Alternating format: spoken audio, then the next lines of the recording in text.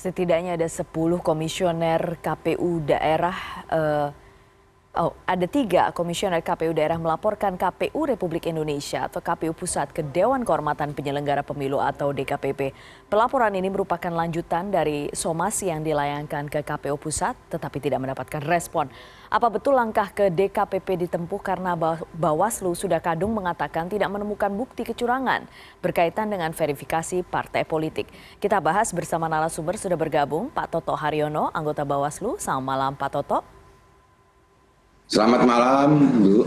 Terima kasih atas waktu Anda. Terima kasih atas waktu Anda, Pak Toto. Saya sapa juga Mas Kurnia Ramadana, perwakilan dari Koalisi Masyarakat Sipil Kawal Pemilu yang juga peneliti ICW. Mas Kurnia, selamat malam.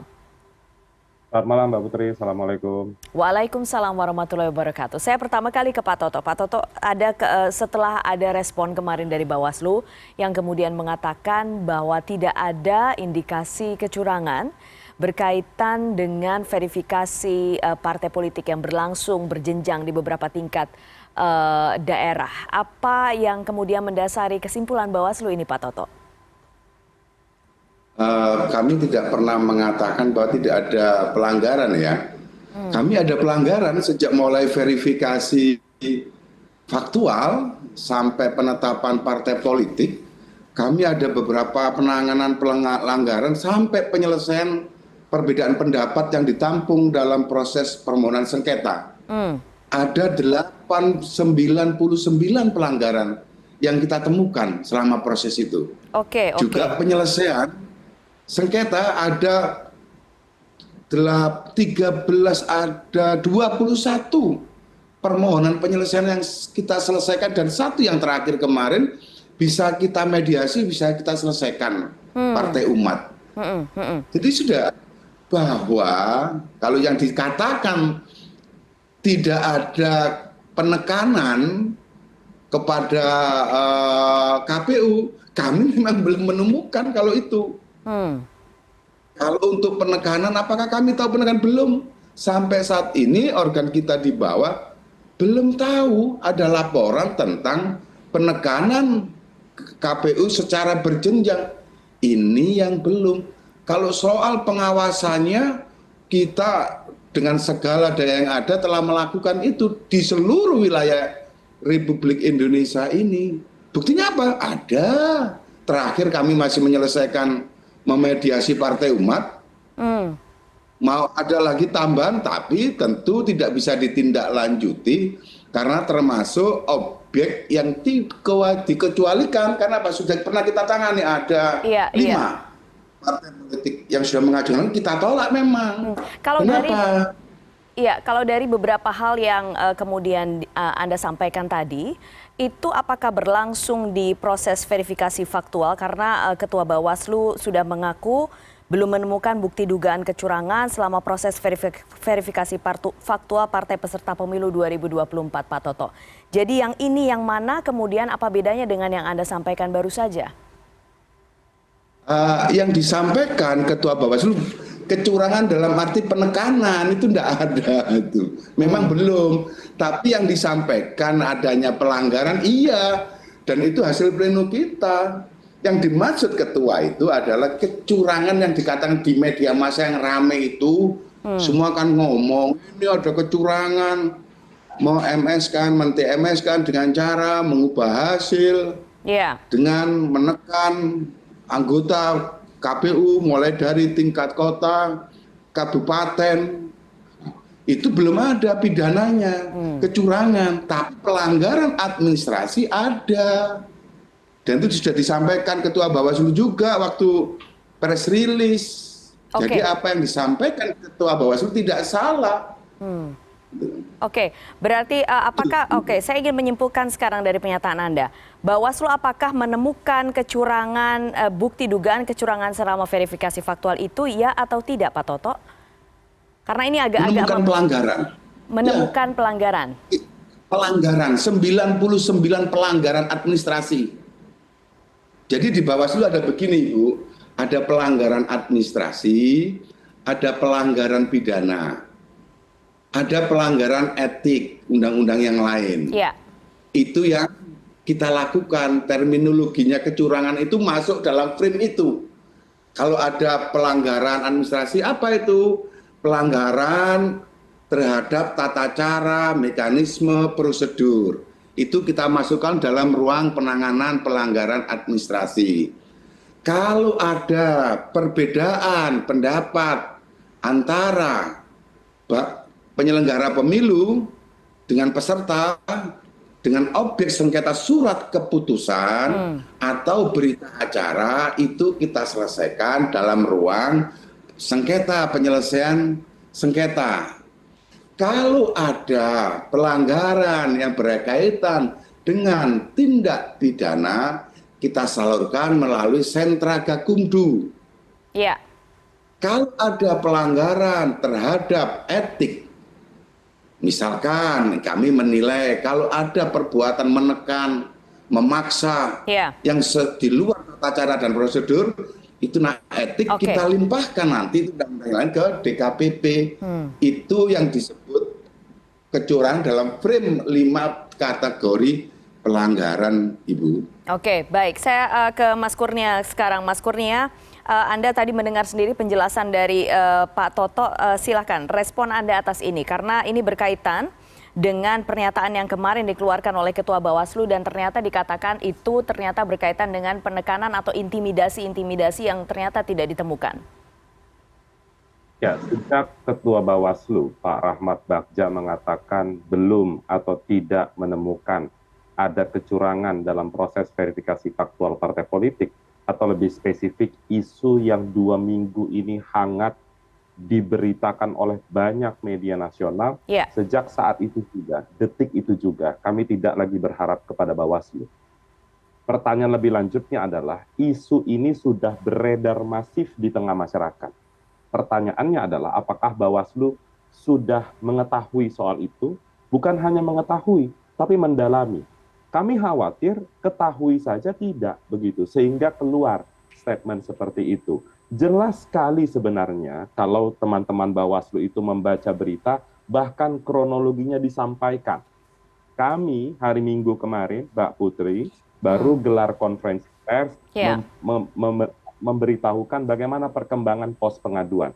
Sekurang-kurangnya ada 12 kabupaten kota dan 7 provinsi, baik yang datang melalui pos pengaduan maupun informasi yang beredar di kalangan masyarakat sipil terkait dengan 2 hal.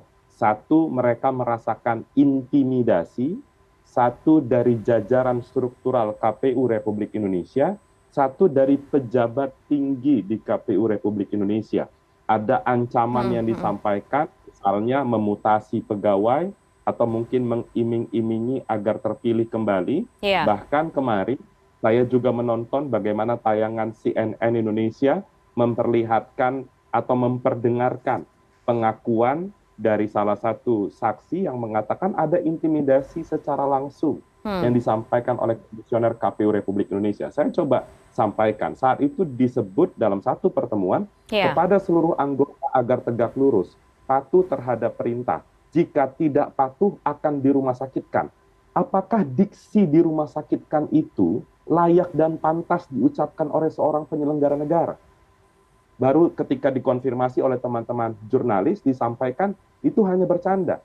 Tentu posisi yang bersangkutan adalah seorang penyelenggara negara, bukan seorang pelawak yang bisa dapat dengan mudah melontarkan ucapan-ucapan seperti itu. Maka dari itu, tim hukum juga tadi siang bergerak ke DKPP melaporkan dugaan pelanggaran kode etik atas tindakan intimidasi tersebut. Pemilu harus dipastikan on the track Februari 2024, mengedepankan nilai-nilai integritas. Peran kita semua sebagai masyarakat memastikan lembaga pemilu itu tidak diisi oleh orang-orang yang tuna integritas.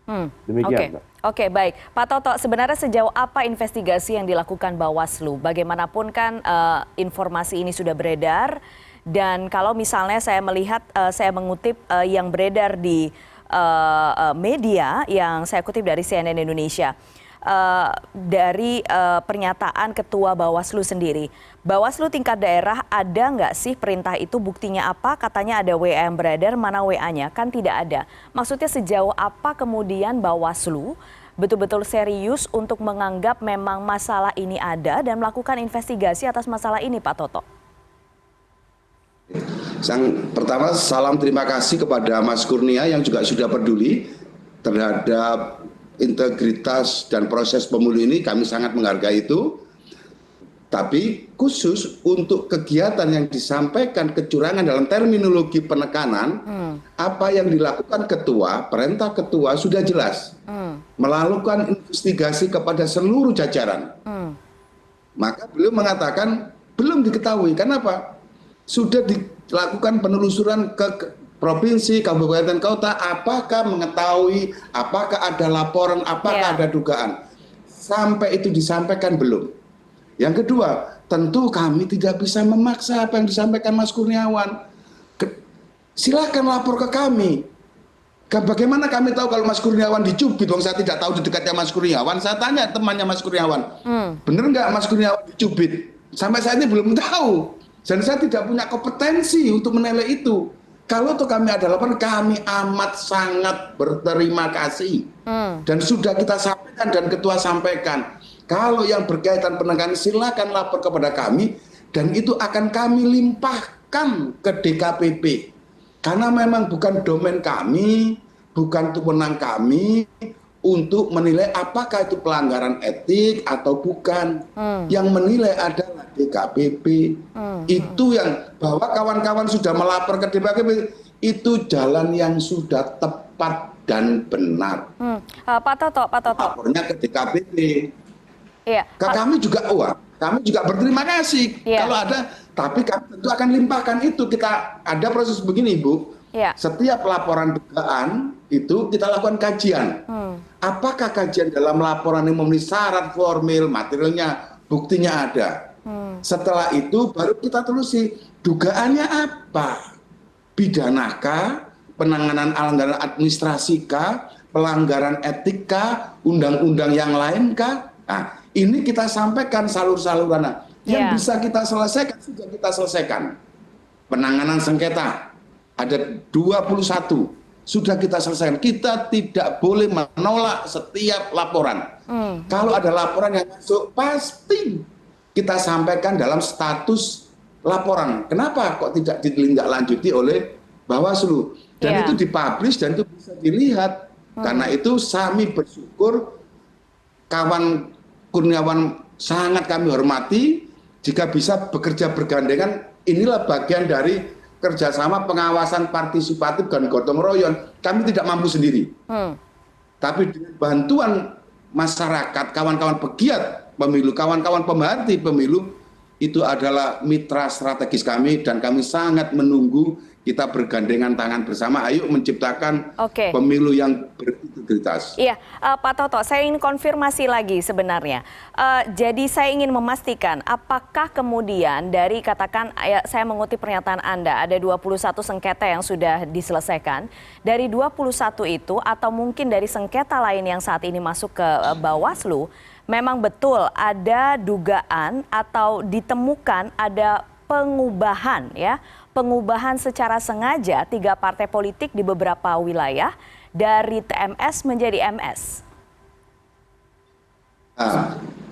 Kami tidak dalam kapasitas, memang ada misalkan dari beberapa perkara itu yang akhirnya kita terima, misalkan pemohon merasa dia ini sudah ada keanggotaannya, tapi setelah diverifikasi oleh penyelenggara, oleh KPU ternyata tidak. Nah, di dalam situ itu akhirnya terjadilah dibuktikan apakah benar yang ini MS menjadi TMS. Oh, ternyata ada sudut pandang yang keliru. Oh, benar itu memang di TMS kan. Karena apa? Karena memang tidak memenuhi syarat. Tapi yang ini datanya tidak dimiliki oleh pemohon, tapi dimiliki oleh KPU. Dan itu bukti-bukti itu baru terang benderang, transparan setelah dibuka bersama-sama di meja pembuktian, barulah ketahuan, oh ini ada, ini tidak. Yang kemarin itu hanya sampai pada titik dugaan.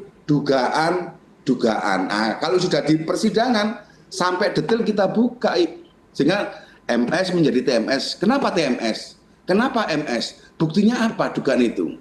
Itulah Maka kemarin itu terjadi salah satunya mediasi. Terjadi yang ada 5 perkara, kita minta KPU untuk melakukan verifikasi ulang permohonannya.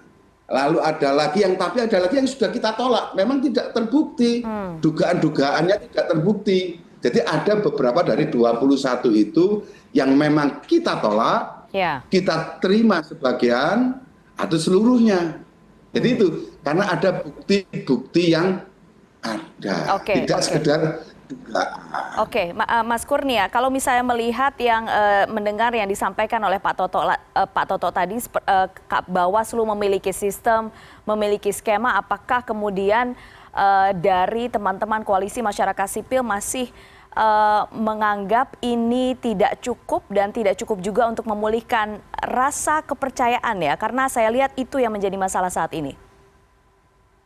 Iya, benar sekali. Ketika Ketua Bawaslu mengungkapkan mana WhatsApp-nya, mana buktinya, KPU mana yang bermain. Sejak awal kami sudah sampaikan ada indikasi intimidasi. Seharusnya Ketua Bawaslu memahami apa arti intimidasi dan apa dampaknya terhadap pelapor tersebut. Untuk maju, melangkah menempuh upaya hukum, itu dengan pertimbangan yang sangat panjang. Akhirnya mereka bisa menempuh jalur DKPP tersebut. Maka dari itu kami tentu sangat berharap agar DKPP segera memanggil, memeriksa, bahkan menjatuhkan sanksi berat terhadap komisioner-komisioner yang tadi dilaporkan. Seandainya nanti dalam proses pembuktian akhirnya DKPP memutuskan menjatuhkan sanksi berat tersebut. Ini menjadi awal, Mbak Putri, baru tahapan awal penyelenggaraan pemilu, kita sudah disuguhkan dengan dugaan praktik kecurangan ini. Pemilu masih sangat panjang, di waktu yang sama kami melihat ada beberapa lembaga pengawas penyelenggara pemilu yang rasa-rasanya melempem untuk menjalankan kewenangannya menelusuri berbagai dugaan pelanggaran tersebut. Misalnya kalau Bawaslu kemarin tayangan CNN harusnya Pak Toto dan Komisioner Bawaslu lain itu bisa menonton, bahkan sudah melihat harusnya bagaimana ada pengakuan dari salah seorang saksi yang mempertunjukkan bagaimana kesombongan dari seorang komisioner KPU, keangkuhan dan mengatakan sesuatu hal yang saya rasa tidak pantas diucapkan oleh seorang pejabat publik. Nah, hal-hal itu tentu akan kontras kalau kita bandingkan dengan pernyataan dari Ketua Bawaslu beberapa waktu sebelumnya. Kita tentu tidak berhenti pada penegakan etik, Mbak Putri. Kalau memang ada unsur tindak pidana, kami tentu tidak segan untuk membawanya ke jalur penegakan hukum. Iya betul. Saya akan terakhir ke Pak Toto karena harus segera ada kegiatan lain. Pak Toto, kalau misalnya dilihat dari kacamata yang lebih luas, bagaimanapun peristiwa ini itu kaitannya erat sekali dengan tingkat kepercayaan publik terhadap penyelenggara pemilu. Bagaimana sekarang Bawaslu bisa memastikan atau bisa menunjukkan kembali, juga bisa mengambil kembali rasa kepercayaan publik sebagai salah satu penyelenggara pemilu? Kami sampaikan bahwa Bawaslu sejak awal sudah komit untuk memberikan rasa aman, nyaman, dan hasil pemilu yang terpercaya. Karena itu Bawaslu sangat hati-hati untuk tidak celometan. Salah satunya apa? Kalau itu pelanggaran, kalau itu tidak ada bukti, maka kita akan belum sampai. Apa yang disampaikan oleh Ketua, bagian dari kehati-hatian memberikan rasa percaya kepada masyarakat agar setiap dia melakukan tidak hoax, tidak menebar fitnah, tapi melaporkan ada dugaan. Jangan katanya, seluruh masyarakat Indonesia melihat, dan saya juga melihat Mas Kurniawan saat ada CNN. Sekali lagi, kalau mereka lapor ke kami, pasti, kujamin pasti akan ditindaklanjuti. Tapi melapornya ke CNN. Apakah menurut Anda sekarang, yang saat ini dilakukan yang beredar di publik ini adalah fitnah, Pak Toto? Bukan, justru itulah kebenarannya. Tapi harus dibuktikan. Kami tidak menerima itu laporannya, kan kebetulan CNN menerima laporan lalu ditayangkan. Seandainya itu yang tadi itu ke kami akan proses juga sama. Cuman tidak kami tayangkan, lalu kita dalam bentuk apa? Ada pelanggaran pidananya seperti yang disampaikan Mas Kurniawan, kita akan teruskan ke polisi bukti pidananya. Pak Toto, jika sungguh kami terima kasih adanya laporan ke CNN, ke pegiat pemilu, tapi belum laporan ke kami, tapi kami hormat, itulah mitra. Lalu mereka lapor ke DKPP, salurannya yaitu kalau nanti etik, kami pun akan melimpahkan ke DKPP, tidak bisa kami tangani. Maka saya katakan, apa yang disampaikan itu sudah benar melalui saluran yang benar. Tapi kami dituding tidak bisa berbuat apa-apa. Saya kata, oh enggak, kami sudah berbuat. Hanya saja mereka lapornya tidak kita. Dan saat kami tanya, apakah sampean tadi diintimidasi? Tidak. Loh, kan kami tidak bisa ngomong ada intimidasi, padahal kami tidak punya bukti. Bagaimana nanti masyarakat percaya pada kami? Itu yang ingin kami sampaikan. Silakan bahwa kalau mereka lapor ke kita, lalu tidak kita tindak lanjuti, salah kita. Tidak berintegritas. Tapi sampai saat ini belum ada laporan. Dan kalau sudah ada laporan, buktinya sudah kita tangani. Ada 21, ada 99 dalam bentuk laporan dan temuan. Tapi yang satu ini yang ramai beredar itu lapornya ke CNN, dan kami berterima kasih masyarakat rakyat punya kanal. Dan kami berharap bersama-sama Bawaslu. Terima kasih. Oke, silakan Mas Kurnia. Bawaslu itu Pak Toto, pasti Pak Toto memahami secara utuh bagaimana regulasi undang-undang pemilu itu menyebutkan bahwa Bawaslu itu punya tugas juga sebagai pengawasan. Jadi bukan hanya duduk diam menunggu laporan dari masyarakat. Pertanyaan saya lebih lanjut, apakah Pak Toto dan teman-teman Bawaslu menjadikan rentetan peristiwa sejak hari Senin tanggal 12 Desember itu menguap sebagai salah satu petunjuk ada indikasi pelanggaran?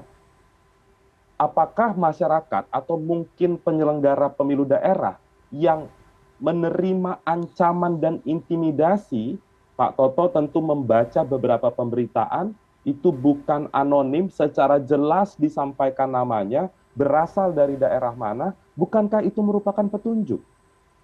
Dalam proses penegakan hukum, informasi itu dijadikan petunjuk untuk mencari alat bukti lain. Jadi bukan mengatakan misalnya memberitahukan kepada masyarakat, menyerahkan kepada CNN. Justru video CNN itu adalah petunjuk bagi penyelenggara negara, penyelenggara pemilu yang punya tugas pengawasan. Jadi video CNN itu bukan hanya untuk ditonton dan dibahas, tapi justru dijadikan petunjuk untuk menelusuri apakah benar proses verifikasi faktual partai politik itu diwarnai dengan praktik kecurangan dan intimidasi. Demikian, Mbak Putri. Oke, silakan respon Anda, Pak Toto. Terima kasih. Justru itu kalau kita duduk, mohon maaf sekali lagi, mohon maaf, tanpa mengurangi rasa hormat kepada kawan-kawan pegiat, kami sudah ada 88 temuan. Artinya teman kita ini datang, kita ini bergerak. Apa yang disampaikan ketua itu memerintahkan kepada jajarannya untuk menggali itu. Melakukan penggalian. Tapi memang Pak Toto? Hasilnya apa? Hasilnya jujur. Sudah 8 hari. Hasil penggalian itu apa? Oke, iya. Sampai saat ini belum ada ditemukan laporan itu. Jawabannya, Mbak Putri. Belum, sampai saat ini belum ada kawan yang ditanya lalu mengaku. Mereka diam. Itu yang kami dapat. Dan semoga dengan adanya Mas Kurnia nanti kepercayaan kepada Bawaslu juga akan meningkat karena didorong oleh Mas Kurniawan. Dan kita buktikan apakah ada laporan yang kita hentikan. Kami terima kasih diingatkan.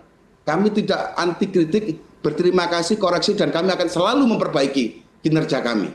Ya, terima kasih. Berita ini kan sudah beredar banyak, videonya sudah ada. Ternyata jawabannya ya tidak ditemukan. Berarti hal-hal yang disampaikan itu justru bersifat normatif kalau saya lihat ya. Karena ini satu sisi tidak ditemukan, Mas Kurniawan, dengan segala hormat. Satu sisi tidak temukan, tapi ada banyak lain yang kita temukan. Khusus yang ini sudah kita buktikan mereka sudah lapor ke DKPP, tapi tidak ke kita. Ya itu kan temuannya dari masyarakat sipil yang saya makanya itu saya katakan tadi, Pak Kurniawan yang terhormat, seandainya kami bekerja sama dengan Kamama, ayo. Tapi samaan karena lebih tahu hukum, maka laporannya memilih tidak ke Bawaslu, tapi ke DKPP. Karena kalau lapor ke Bawaslu pun tetap akan kita limpahkan ke DKPP.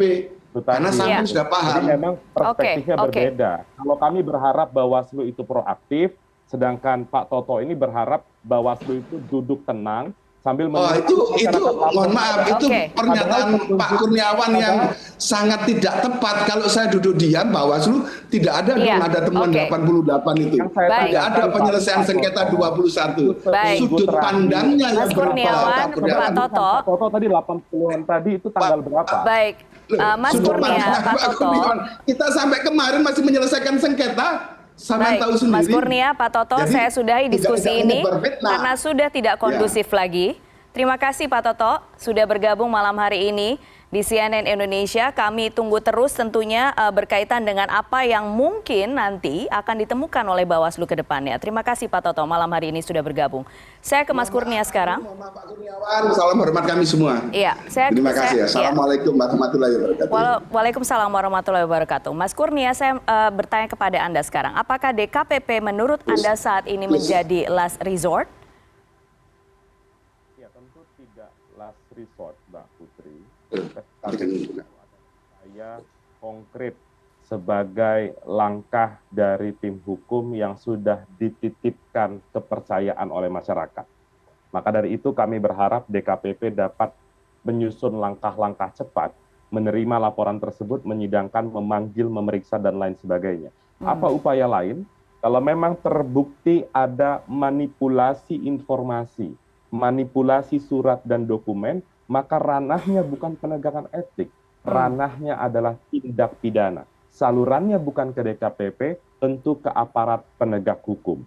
Poin pentingnya adalah kami ingin memastikan penyelenggaraan pemilu ini benar-benar mencerminkan asas integritas. Bukan hanya penyelenggaraannya saja, tapi orang-orang yang diberikan kewenangan digaji oleh negara untuk memastikan proses pemilu itu bersih, jangan sampai diisi oleh orang yang bermasalah. Ini sebenarnya momentum untuk bersih-bersih KPU dan penyelenggara pemilu lainnya. Betul, Mas Kurnia, tapi kita tahu selama ini putusan DKPP seringkali dinilai kurang bertaji, kemudian tidak dikeluarkan rekomendasi baik itu oleh Bawaslu ataupun KPU. Ya, maka dari itu di sini kita menantang DKPP dengan berbagai bukti yang sudah diberikan oleh tim hukum. Lagi-lagi bukti itu tidak hanya sekedar dokumen. Informasi yang selama ini beredar mestinya sebagai petunjuk atau background untuk menelusuri lebih dalam dokumen-dokumen yang sudah disajikan. Nanti kami berharap DKPP dapat membuka terang peristiwa ini, apakah indikasi, intimidasi, intervensi, manipulasi, perubahan data di SIPOL atau Sistem Informasi Partai Politik, kami lengkap datanya. Maka dari itu Mbak Putri, kalau menyampaikan kepada KPU kalau ada kesempatan, coba audit SIPOL tersebut. Buka data SIPOL tanggal 7 November 2022.